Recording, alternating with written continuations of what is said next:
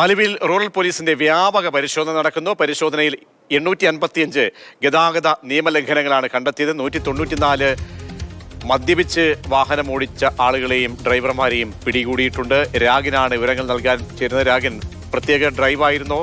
തൃശ്ശൂരിലെ അപകടത്തിൻ്റെയൊക്കെ പശ്ചാത്തലത്തിൽ പരിശോധനകൾ വ്യാപകമാക്കുമെന്ന് നേരത്തെ ഗതാഗത മന്ത്രി അറിയിച്ചു.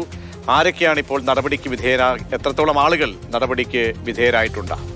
പ്രജീഷ്, പോലീസിന്റെ പ്രത്യേക ഡ്രൈവാണ് നടന്നത്. റേഞ്ച് DIGയുടെ നിർദ്ദേശപ്രകാരം ആലുവ റൂറൽ SP വൈഭവ് സക്സേനയുടെ നേതൃത്വത്തിലായിരുന്നു പരിശോധന. വിവിധ സ്റ്റേഷനുകളിൽ നിന്നുള്ളവർ ഈ പരിശോധനകളിൽ പങ്കാളികളായി.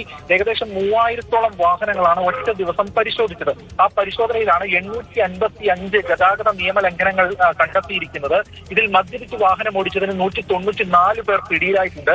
അമിത വേഗത്തിൽ വാഹനം ഓടിച്ചതിന് 37 ഡ്രൈവർമാർ അറസ്റ്റിലായി. അപകടകരമായി വാഹനം ഓടിച്ച 87 പേരെ പിടികൂടിയിട്ടുണ്ട്.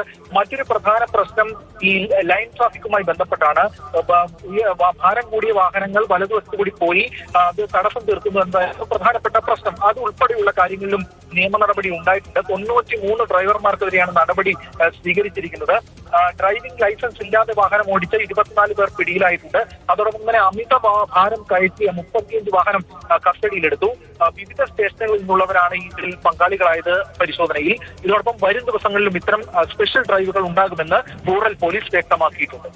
ആലുവ റൂറൽ പോലീസിന്റെ പരിശോധനയാണ് ഇപ്പോൾ പുരോഗമിക്കുന്നത്. നിരവധി ആളുകളാണ് കുടുങ്ങിയത്.